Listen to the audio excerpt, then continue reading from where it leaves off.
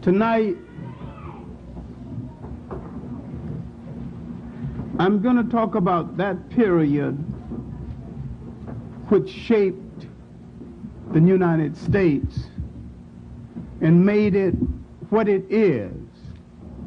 One of the reasons you don't understand nations, you don't understand the intention in the foundation of the nation and who the nation was made for and how it was shaped.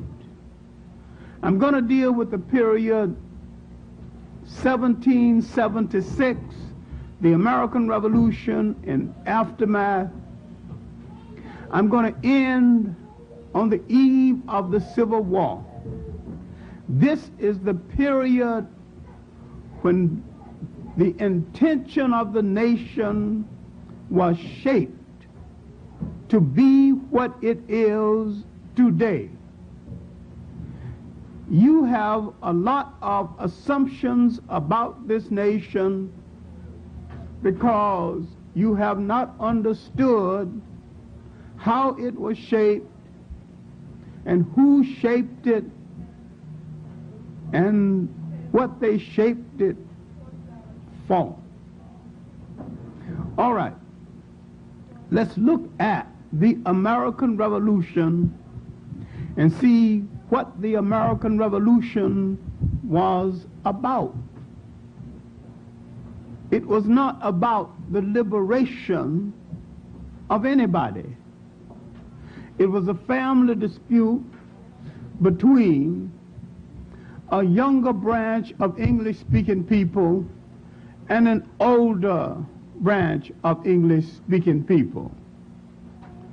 And the younger branch seemed to have had enough energy to win the war after almost losing the war. Now, how did the American Revolution come about? England was so involved in wars at sea, internal religious wars. England had just become a Protestant country that had not settled down. England was in turmoil and could not hold all of its outer flank colonies intact. Now, while there had already been a revolt in its black colonies, Jamaica, and the outer colonies of the Caribbean, they did not have the military support to bring off a complete revolt that will free them from British domination. And besides, not being white, they did not have access to ammunition from Europe, other European nations, and did not have sympathy from other European nations, themselves slaveholders. Remember now, during the American Revolution, Lafayette came from France. Laflante, the French architect, came later to design the city of Washington, left in a huff, and a brilliant black mathematician who was looking over his shoulders, Benjamin Banneker, remembered the plans, put them together, and really Benjamin Banneker, not Laflante, is responsible for the design of Washington, D.C., one of the few American cities original design for some kind of traffic. If you look at Washington, the center of Washington, you can see the streets can take traffic. The smaller streets in these outer areas that wasn't in the original plan. So now in the shaping of the United States, let's look, the British colony that is going to become the United States. You had a series of colonies, 13 different colonies with 13 different flags, all approving of slavery. Now in the lower South, where the worst of the scum of England was dumped, out of prisoners, out of workhouses, ladies of the evening and the night too,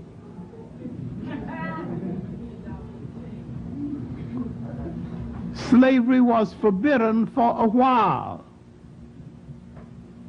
These were debtors and prisoners and the like. What you cannot understand is that Europe dumped its human garbage can into the so-called New World. The worst of that garbage can came to the United States. We inherited the worst of Europe. Not that there were flowers other places. Now in the New England states, some of the English came to escape persecution. Some of them were people of means. Mostly in the southern states, people trying to better their condition. Large number of them were indentures. All right, I'm getting to the point, and the point is, where did we fit into all of this? What had happened to the Africans in the United States between 1619 and 1776? Let's focus on 1776, because during that period, on the eve of the Revolution, there had been contact between the Caribbean freeman and the black freeman of New England. And if you look at the biography, Russwell, Jamaica, Prince Hall, Barbados, Robert Campbell, Jamaica again, Peter Ogden, Antigua. If you look at the biography of all of these Caribbean people, not one called themselves a West Indian. Everyone thought of himself as an African person away from Africa, and saw the plight of one African person identical with that of other African people. All right, now the revolution comes. The alleged hero, I'm using the word advisedly, the alleged first man to give his life in the American Revolution was Christopher Adams. All right, I would not take a black hero out of history unless I got 10 to replace him. I'm going to put him in proper perspective. Christopher Adams, drinking with his Irish cut buddies, hanging out, everybody boasting about what they're going to do to the British. And he just stumbled out of the bar ahead of the rest of them and caught a bullet and got into his world's great accidental hero. All right. Because white people say so many bad things about us, it's not true. When they say something good that's not true, we might as well let it ride. Okay. Christopher Adams, of course, was one of the early casualties to the preface to the American Revolution. But as a matter of historical fact, the revolution hadn't started when he was killed. So to say that he was the first to die in the American Revolution is stretching a point. He did die. All right, let's give him all the honor due him. But he didn't die in the American Revolution because there was no revolution at the time. Okay. There were other black heroes in the American Revolution, And I wouldn't take him out unless I was going to put them in. There were genuine heroes in the American Revolution. So at first, Washington didn't accept black Americans in the American Revolution. But there were several families, the Brazillo family, the descendants still alive, some in Chicago and some around Boston. I've actually talked to someone on the telephone and greeted those in Chicago. Because they were light complected, Washington couldn't tell where they belonged.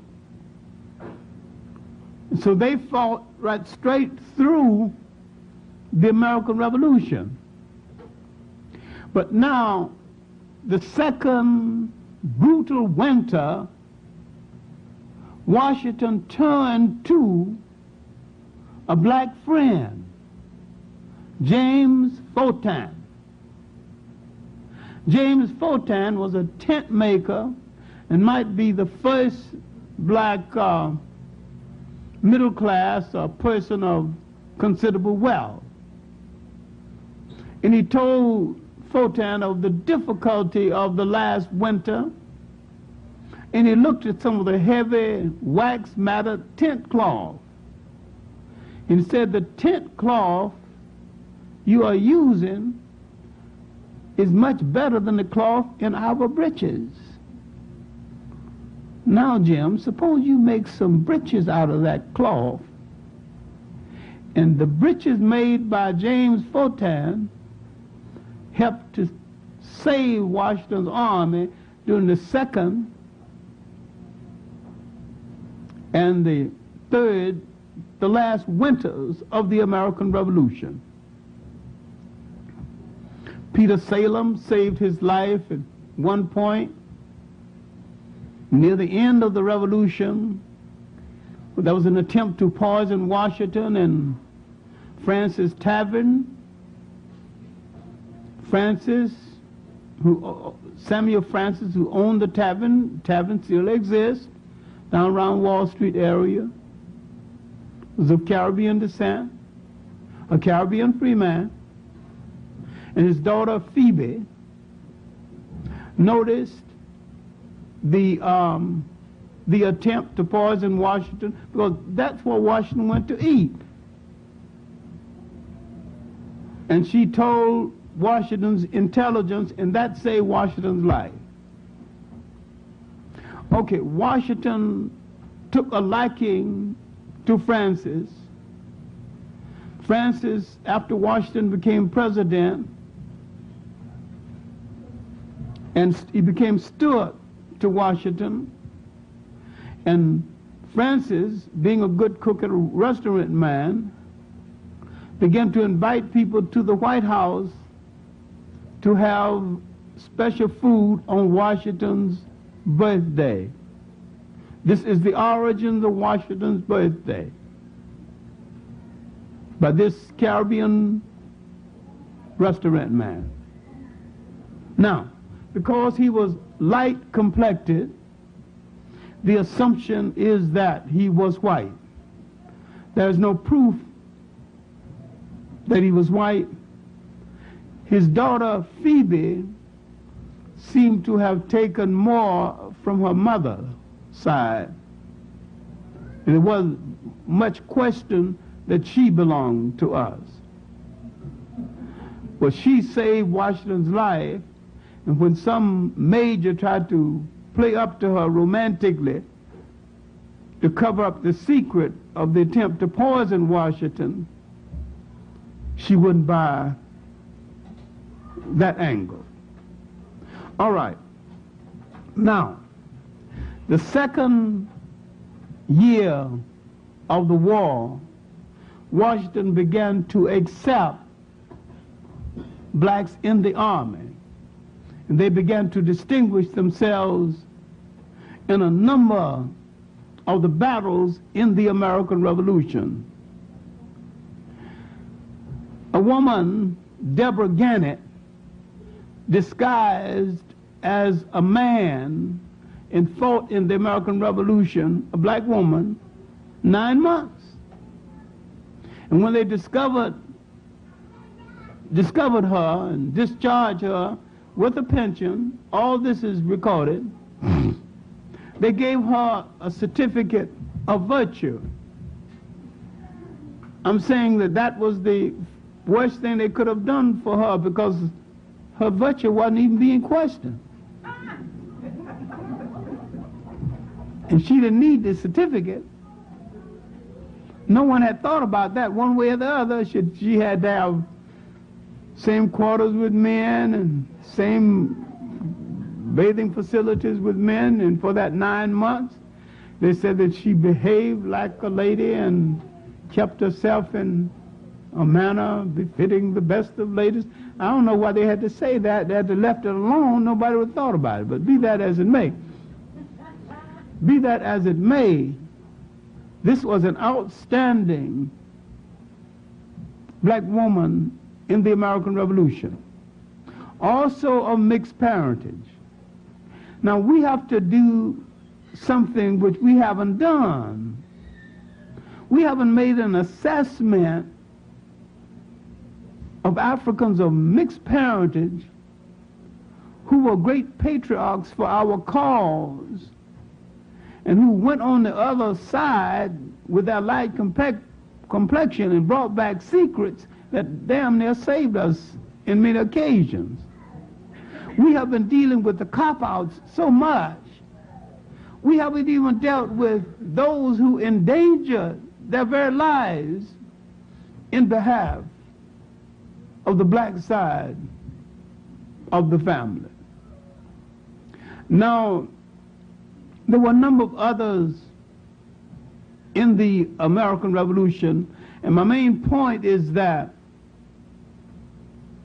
we fought in this war, and having fought in the war, we got nothing out of that either.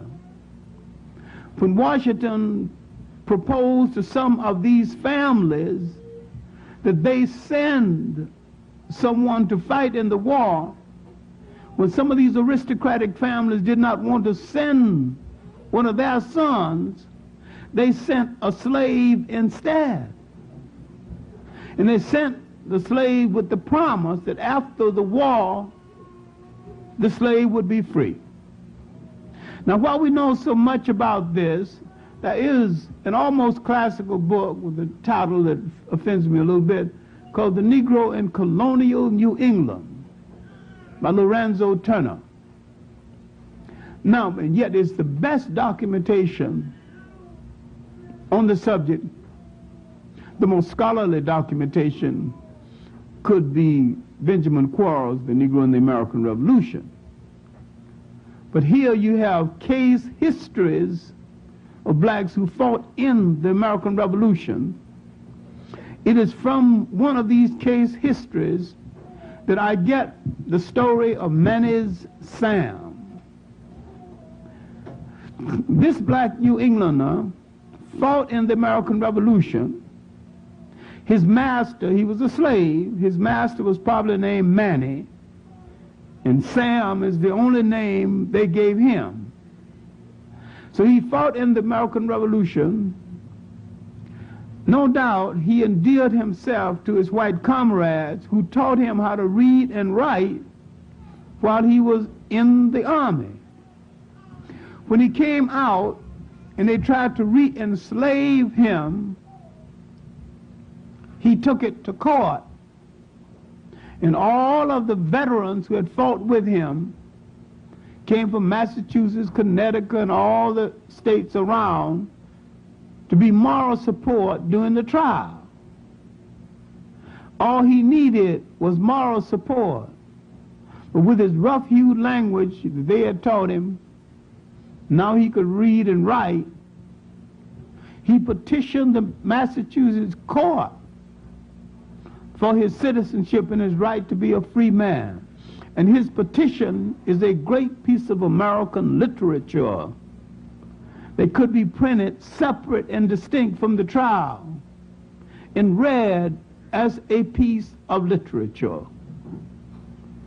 Along the same line, was the work of Amos Fortune, whose life started in the American Revolution, but who continued and was a vestryman in a white church after the American Revolution. All right, we have been the people who made the first overtures to get along with other people. Now let's see what went wrong and how it went wrong. The making of the Constitution. It is now the 200th anniversary of the Constitution. Now, who made the Constitution? Who were they talking about? What were their intentions in the making of the Constitution? Now, because we dream so much, we do not understand that the American dream was never dreamed for us. The American promise was never made to us. And if you face this reality, you might understand what you have to do. Now, they're making a constitution. 52 days of deliberation in Philadelphia. They produce a 2 or 3 page document. Jefferson wants to bring up the problem of slavery. Benjamin Franklin tells him, don't open this can of peas. Jefferson, a double-dealing liar, he writes so eloquently about liberty in the Constitution. He's had liaisons with several black women and had several children by black women, Sally Hamer's being the most consistent one. I think he had 7 children by her. And if you go to Monticello, the Jefferson home, I talked about this so much they close off that stairway. There's a stairway leading from his bedroom to her bedroom. And yet Jefferson talked so much about liberty and justice and democracy, he never freed Sally Hamer, the slave woman who bore him 7 children. See, democracy for us was tainted from the beginning.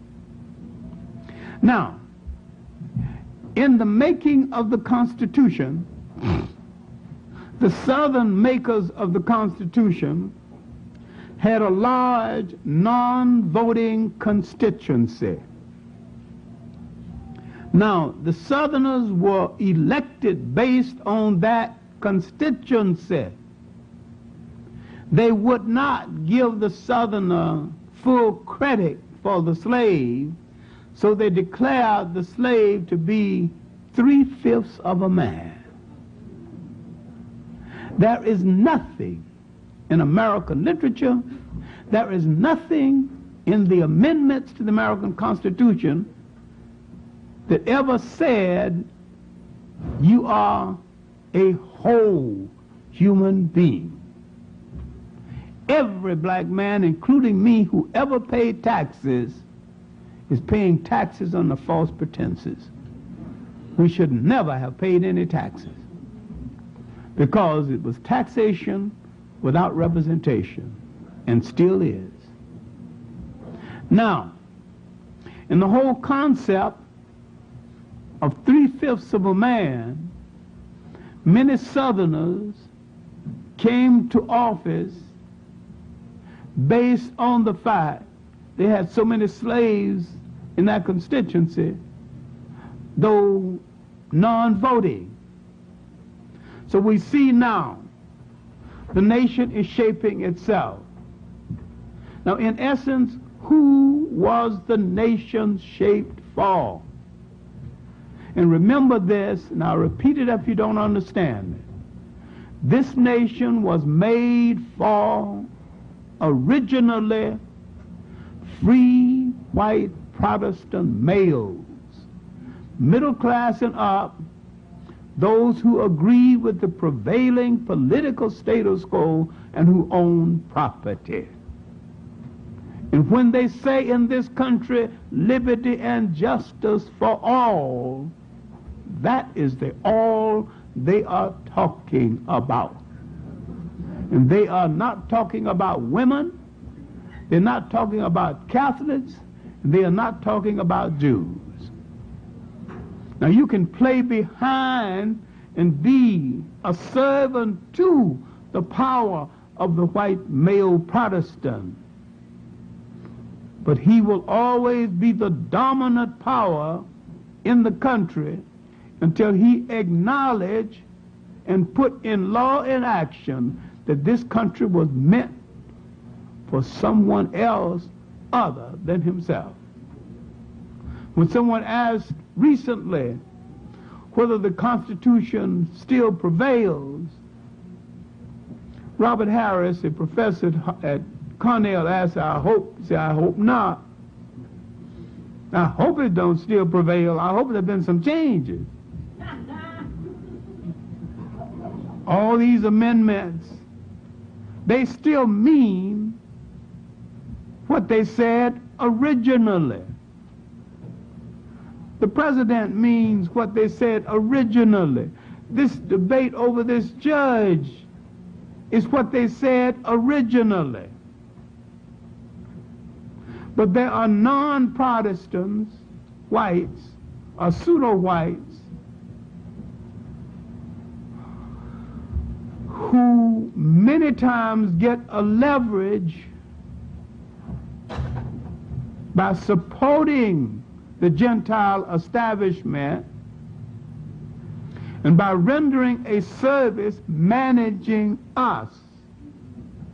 And they endear themselves to the Gentile establishment to the extent they keep us in line. Now you see where it started. Now you can see what other ethnic groups come in and manage your community, manage your stores. Why the government even give them money to assist them in doing it.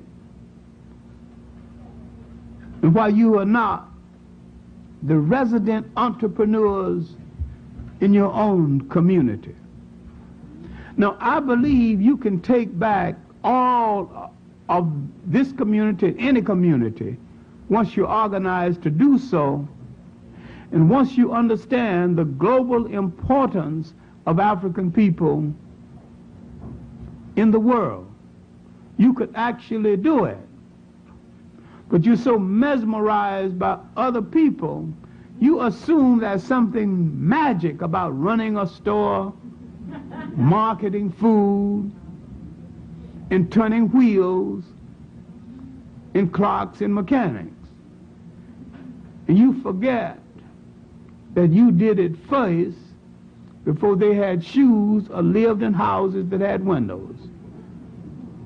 What people make you forget, especially what you was, and your historical memory generally controls you right now. Okay, the revolution is over. Where are we? In the South, still slaves. There are some free blacks in the South, terribly restricted. No vote, no public accommodations. There's some free blacks in New England, really, where the voice of the free blacks got heard. But among those heard the most, Prince Hall and his African Lodge, the first black Masonic order. Now blacks are beginning to organize.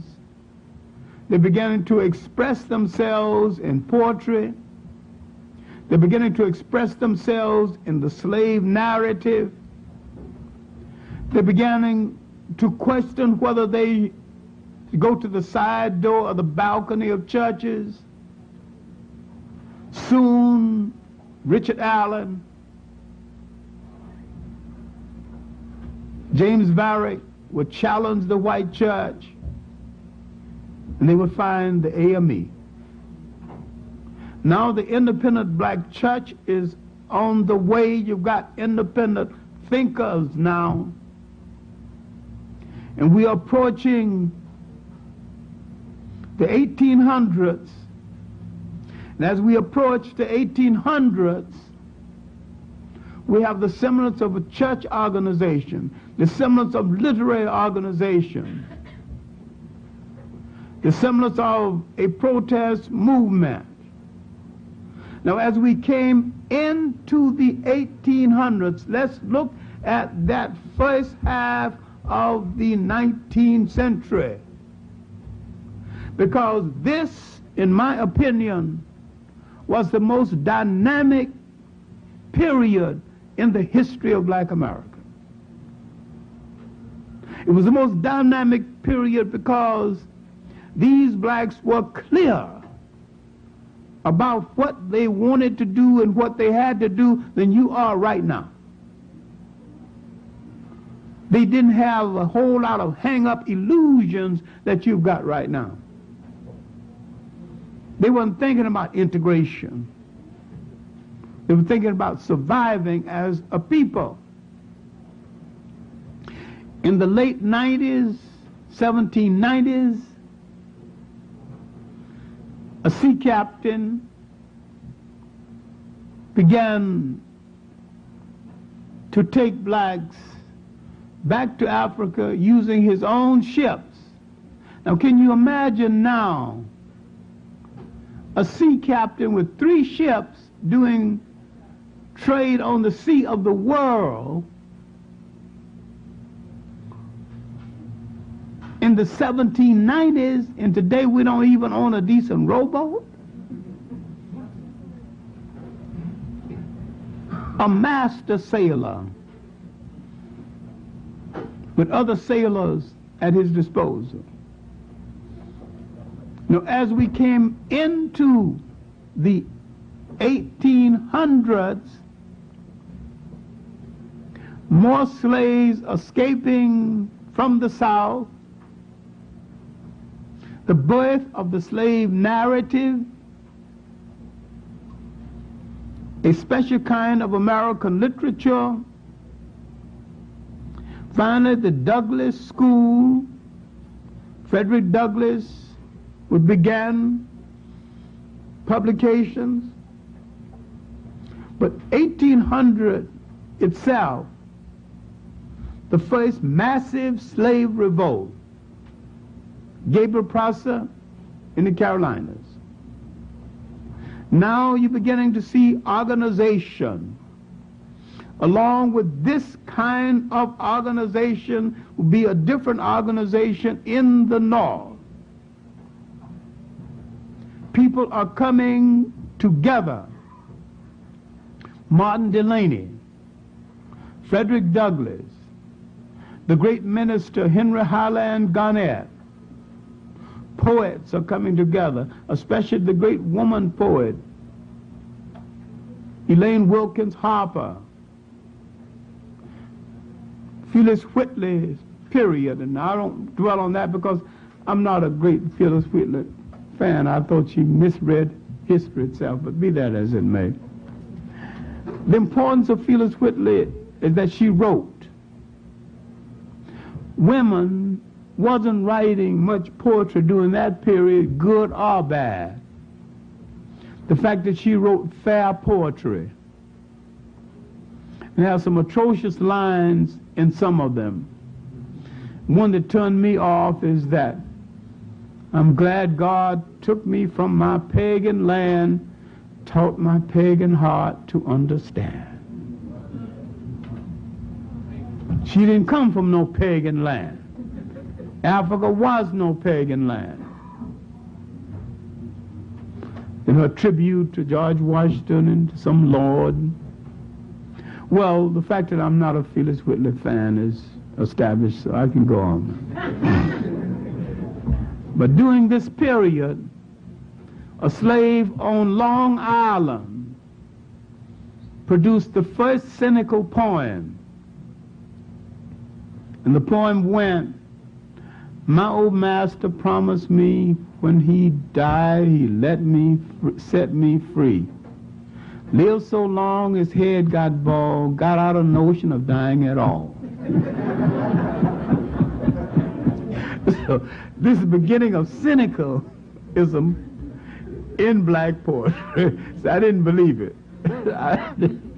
I don't believe the thing. All right, now,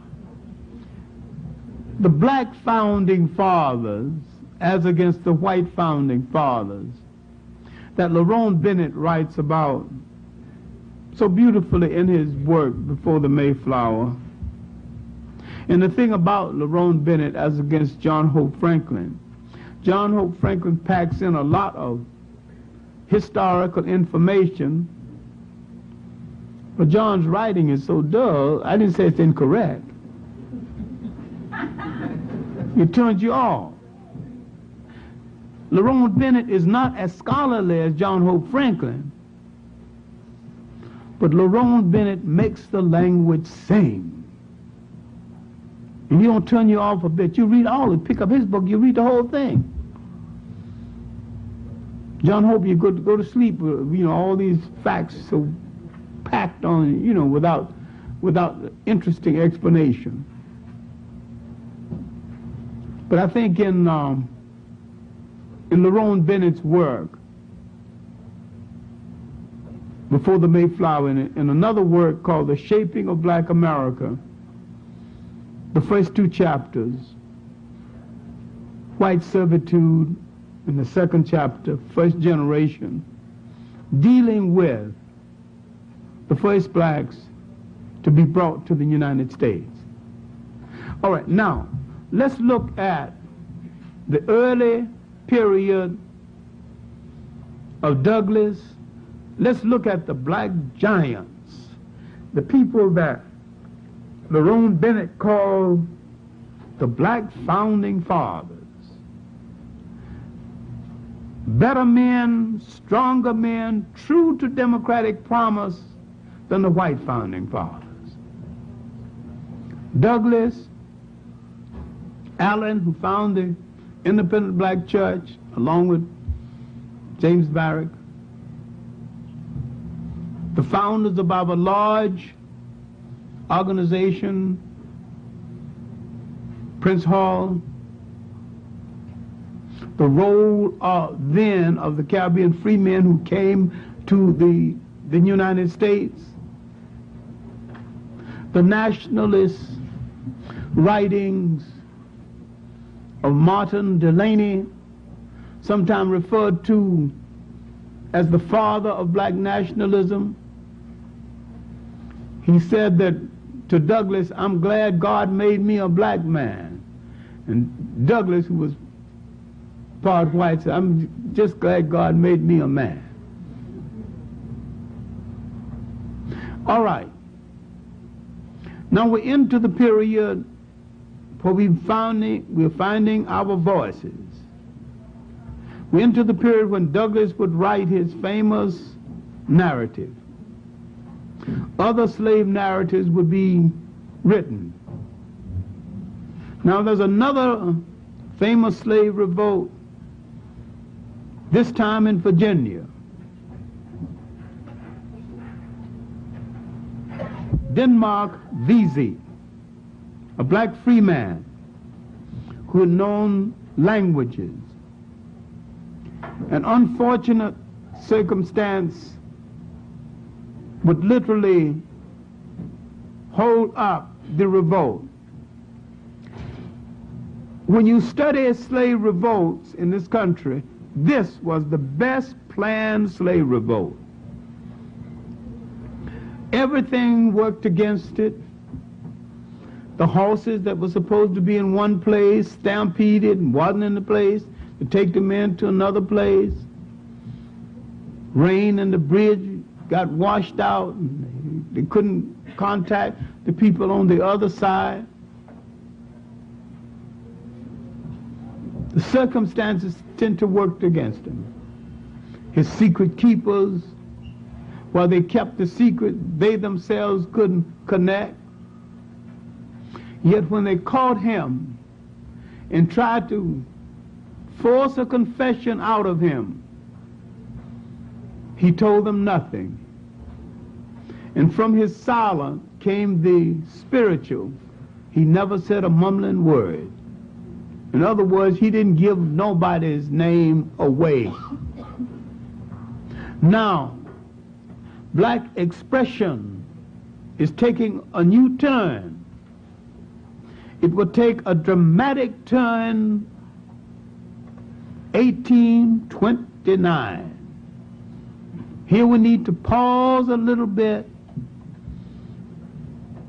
because this is a neglected aspect of our history. David Walker, an escaped slave who owned a second-hand clothing store and a pawn shop,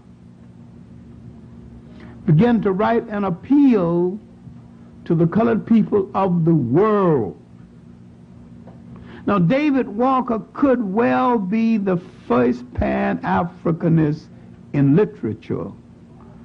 Not to the colored people of the United States, to the colored people of the world.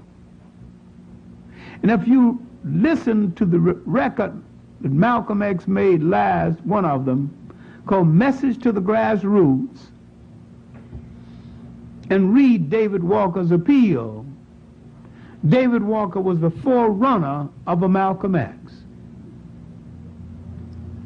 David Walker appealed to all blacks to take up arms against their slave master and to take your chances, because continuing in slavery was a more difficult chance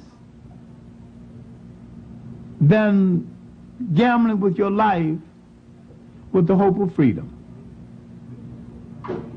Now, David Walker's appeal enhanced some people and frightened some other people. Douglass did not associate himself with the appeal, though Douglass wanted freedom and thought there were less violent means to obtain it. David Walker, owning a second-hand clothing store where many of the sailors would come and pawn their winter clothes in the fall, or in the spring, and pick them up in the fall. When he wrote his appeal, he would put a copy in the pockets of these sailors. And this is how the appeal got to England. Someone opened a copy and took it to an Englishman who published it. Now the appeal is becoming worldwide. And David Walker would mysteriously die soon after. Remember something that I've said repeatedly. Anytime a black man shows his people the real face of power and what to do about it in this country, he's either driven into exile, driven to suicide, or assassinated. And there is no exception. You can trace it from the death, the mysterious death of David Walker, to the death of Martin Luther King. There were some lesser known ones who died, who got killed, that didn't come to public notice. But one of three things are going to happen to you in this country if you show your people the real face of power and what to do about it. Now, so long as King was advocating nonviolence and sticking to that, he was comparatively safe. But when he engaged in sympathy for a garbage strike and began to advocate a poor people's march on Washington, uniting blacks and whites. This is the basis of political power. You're now challenging this nation in its direction. And we should have put a guard around him 24 hours a day, all sharpshooters, and somebody to watch the guards.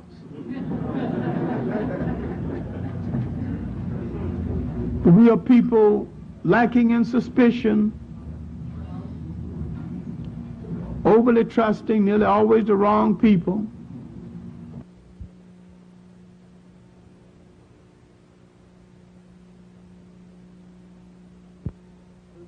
We treated them as guests at first. And this trait we still have. Many times we are kinder to the outsider than we are to the members of the family. This is a good trait properly used. When you want to find the strongest thing about a people, which is their concept of humanity, and that's one of the strongest things about us. The flip side of the strongest thing is also the weakest thing about you. You didn't watch who you were entertaining. You didn't watch who you were inviting to dinner. All right. The next revolt to frighten the slaveholders would be the Nat Turner Revolt, Hamilton Roads, Virginia. Also a well-planned revolt. In the Nat Turner Revolt, his secret keepers were spread across four states. And one of the secret keepers was his wife. This is why I took exception to the book Confessions of Nat Turner, because it made Nat Turner really a weakling lusting after a white woman. And there was nothing in history to prove that that was true. The scene was a violation of history. All right.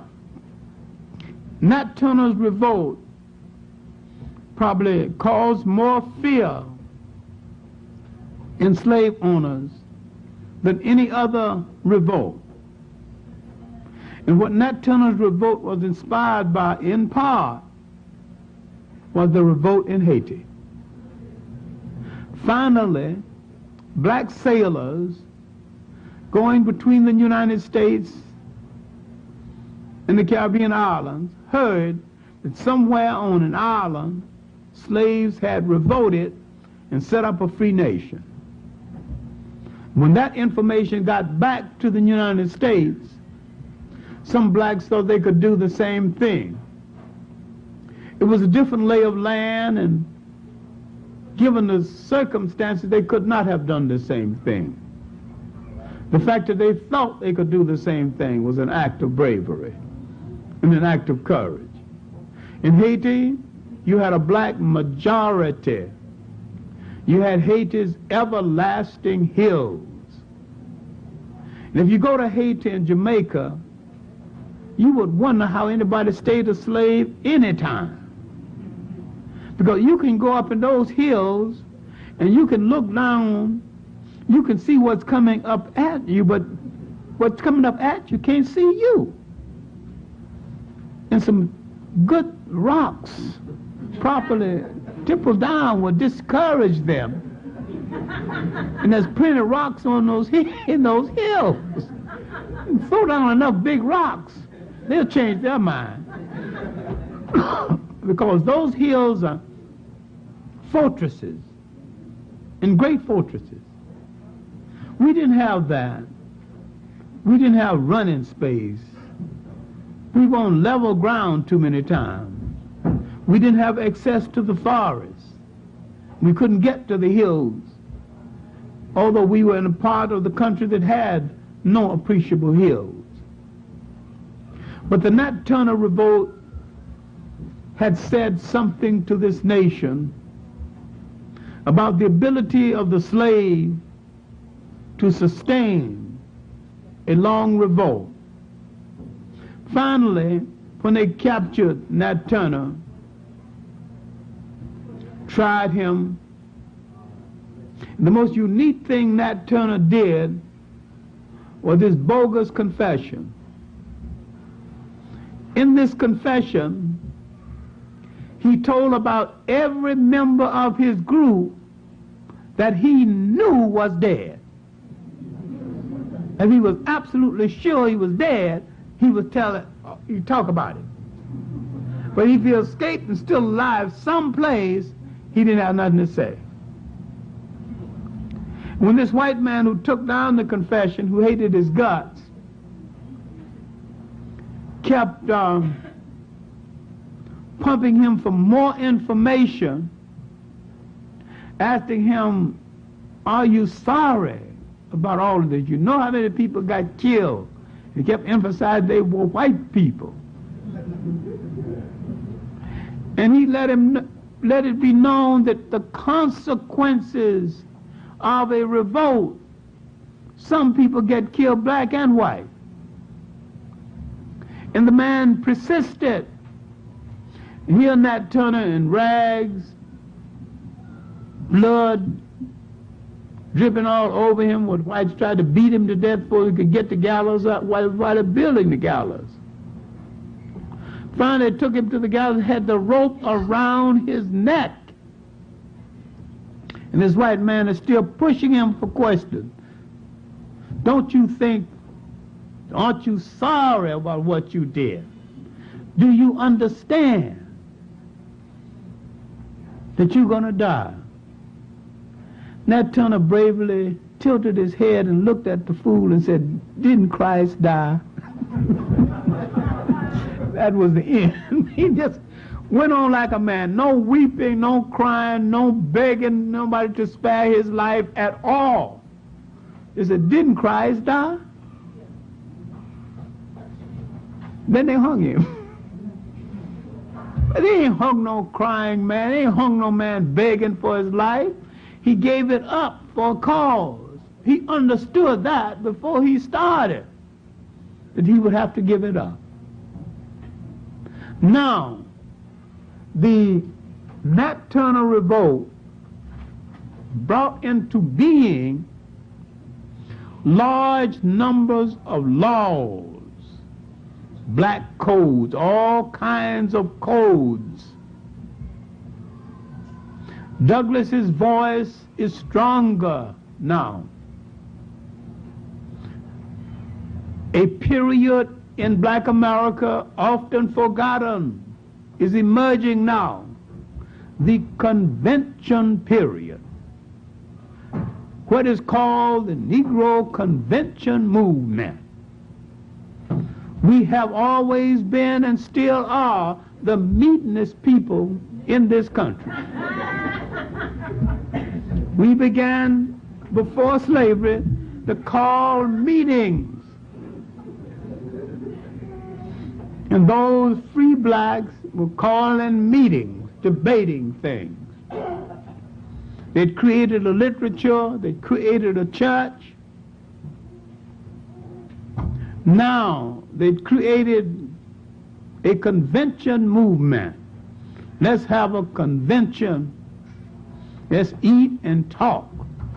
And this is what they began to do. Part of the talk was about whether we would stay here or go back to Africa. Out of this talk would come black association with the American colonization movement. The American colonization movement, stretching even into the South, mostly financed by whites. Frederick Douglass peeped their hand and said,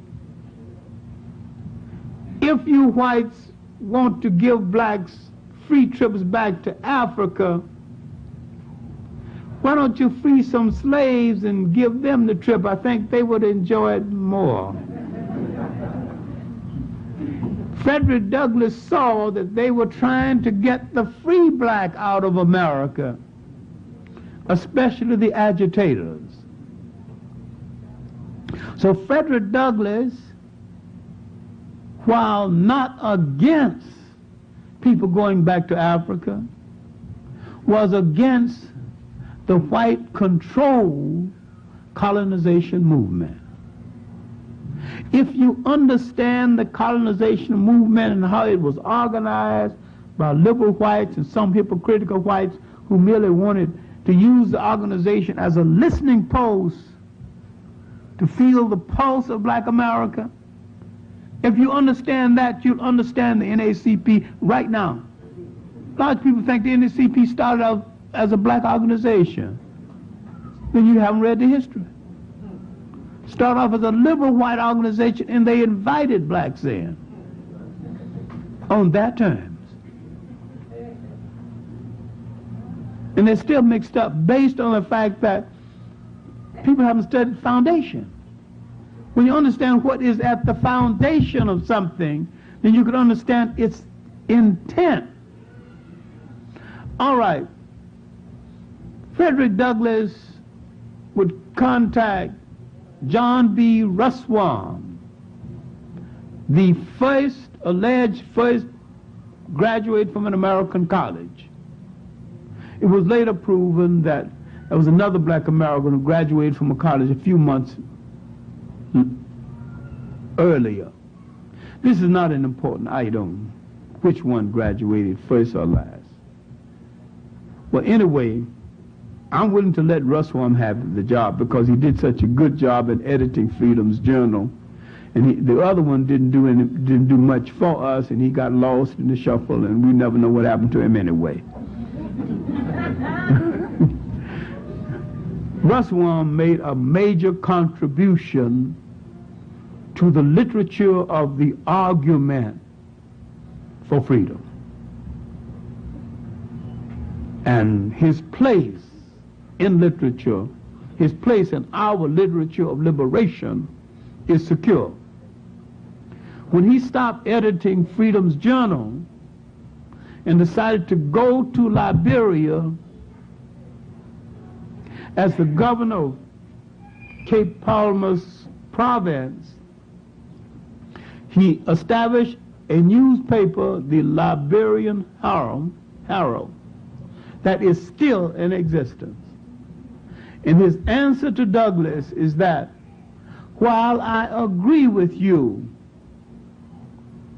that this is a white-run organization, and he was sponsored by the Virginia branch of the Colonization Society, at least we have the opportunity to show whites that we can control a nation. Now here is where some mistakes began to be made in relationship to the Western black and Africans. The mistakes still being made. Many of the Christian blacks went to Africa with the attitude they're going to civilize their heathen brothers, not knowing that the people of Liberia were Mende-speaking people who had brought into being the old empire of Ghana, Mali, and the last of the great African nation states, Songhai. Literally the most civilized Africans on the face of the earth at that time. And here these bunch of fools that are white man's version of Christianity going back to Africa to civilize their heathen brothers, who wasn't heathens in the first place, were more civilized than they are in the second place. Now, the American Liberian and the Caribbean Liberian, because they went from the Caribbeans and from the United States, mostly church-oriented. And up until the emergence of Sergeant Doe, who's probably a CIA agent, Liberian, as against descendant of America or Caribbean Liberian. Liberia was run poorly by church members. People in the Congress were deacons, and the ministers were presiding elders, that were all church people, misunderstanding the African concept of spirituality as against the European rehash of African spirituality that he called Christianity, that he began to remake in Europe at the conference at Nicaea. Now, this is not what the lecture is about. We have to understand Africans had a spirituality before Judaism, Christianity, or Islam were interpreted by outsiders.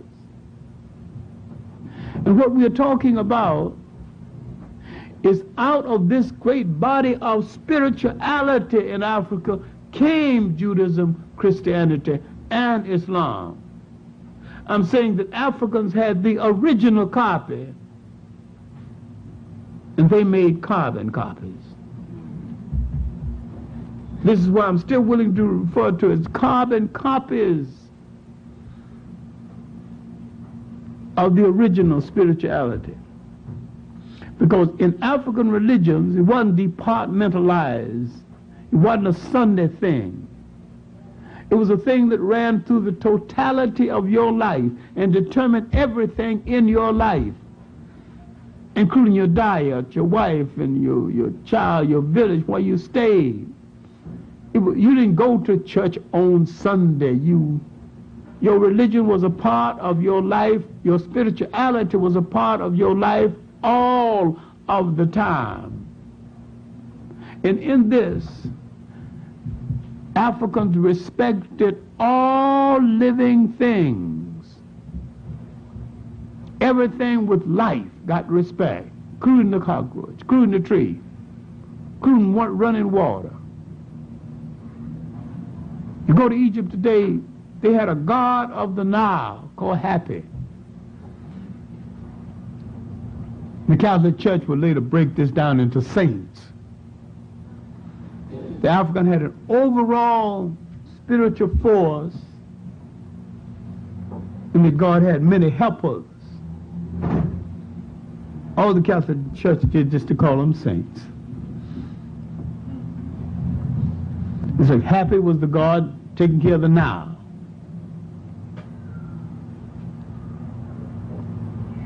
A woman was the goddess, Nut, taking care of the sun. Her job was to take in the sun in the evening, put it in her body, and let it out in the morning.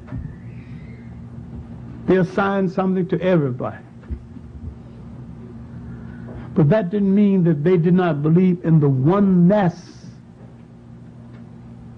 of the spirituality that men would later call God, then create denominations that would fight among themselves.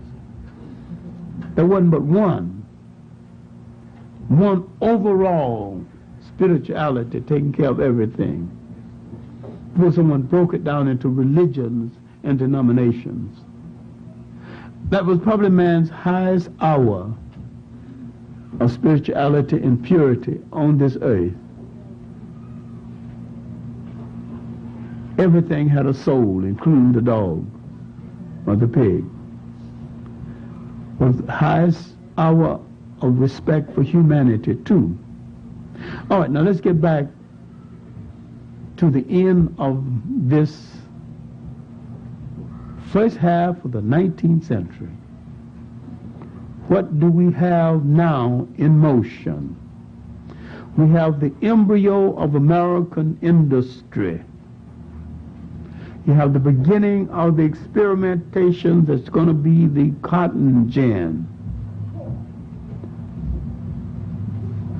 Ideas taken from blacks. You have cotton in demand in Europe, but Europe is not getting it fast enough. You do not have enough work for the slave to do in the South. The cotton gin is going to change the whole nature of slavery. It's going to make cotton king. Now, by the time the cotton gin was invented, the abolitionists, mostly New Englanders, black and white, had started the campaign for the liberation of the slave. Now the South would answer them truthfully, a truth that we're still not willing to deal with. They would tell the New Englander, you sold us the slave, and now you northern abolitionists who took our money for the slave are now telling us to liberate the slave. Now you're showing the slave how to escape. And you're a bunch of hypocrites. Now on face, they were right. The North was a bunch of hypocrites then, a bunch of hypocrites now. The North could have put enough pressure on the South to eliminate Jim Crow without any fighting, without any civil rights movement. And they didn't do it. The North,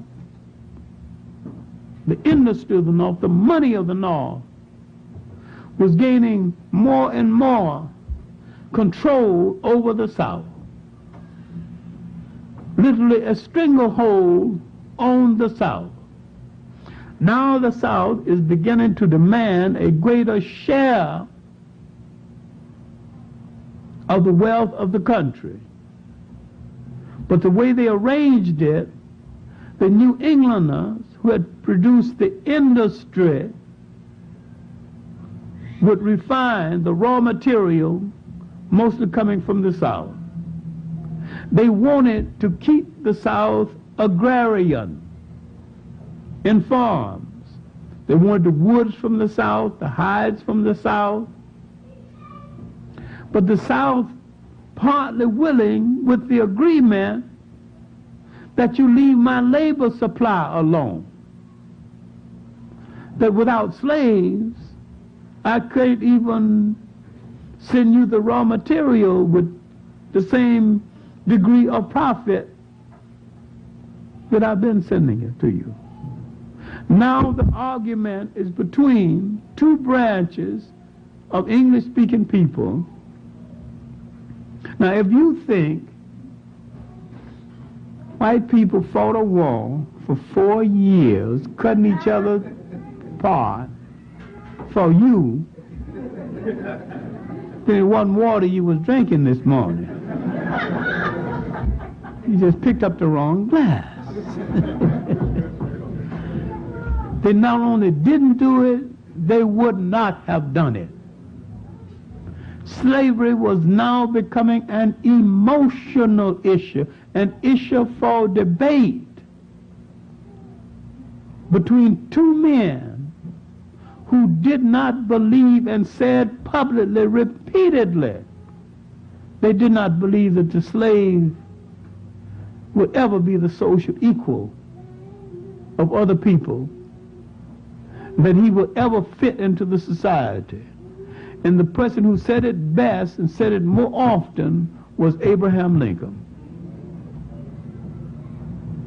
Now, on the eve of this catastrophe, some smart Missouri lawyers decided to put to task the escape slave law and the assumption that if a slave went into so-called free territory, he we would automatically be free. So they used a slave who had previously put the law to a test without success, and who for quite some time was trying to buy his own freedom and had bought the freedom of some other members of his family,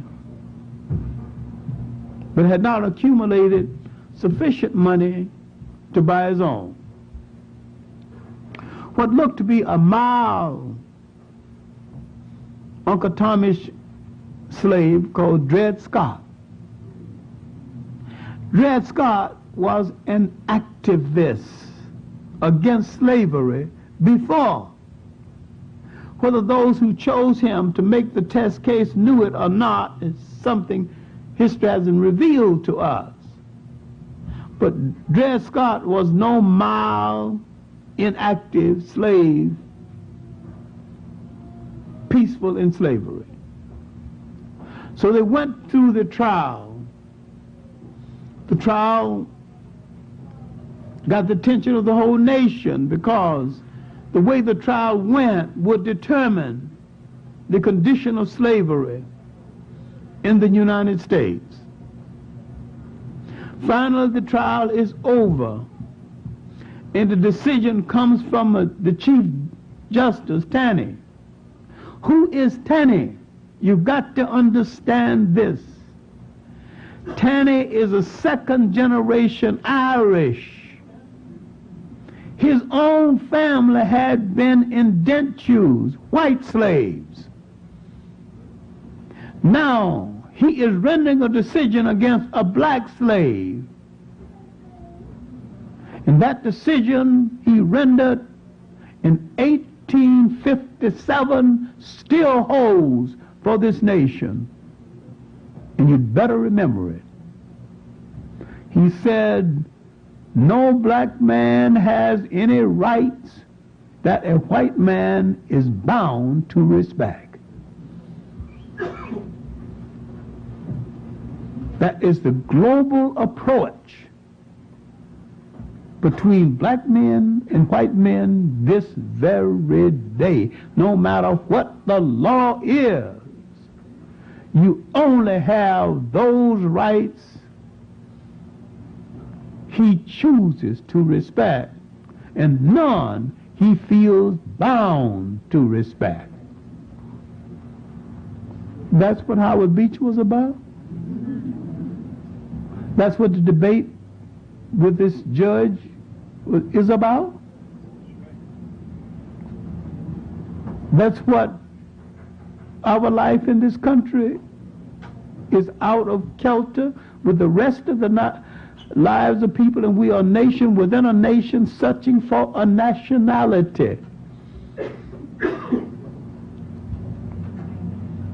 No people can free themselves unless they have a nationality, an identity. An Italian would say Italian American, German would say German American. He's putting a nationality onto his citizenship. So long as you say American, you're out.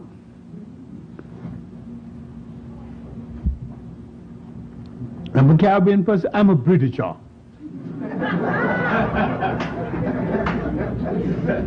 Britisher by way of what?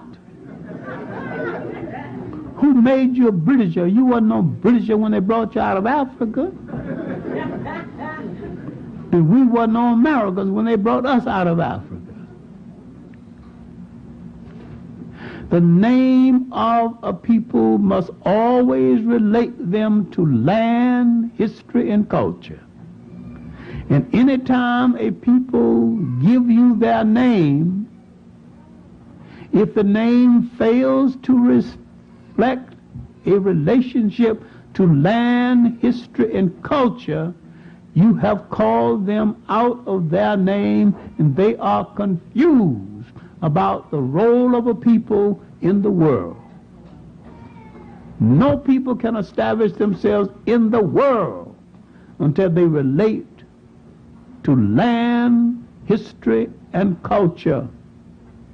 Over and above that, their slave master chose for them. And so long as they choose a name out of their slave master's culture, they are a slave to that slave master. All right, now, we are approaching the Civil War.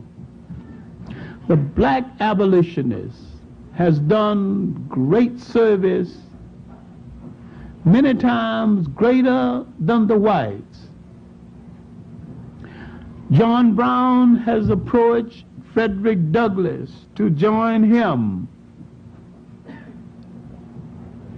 Frederick Douglass has refused, not only because it is violent, but he's assuming that if blacks joined him, it would give America an excuse literally to commit genocide against all the blacks. He could well have been right. John Brown pursues his course that leads to Harper's Ferry and his death. John Brown may well have been the only white person who paid full dues in our club. The rest of them are associate members. John Brown might be a full member.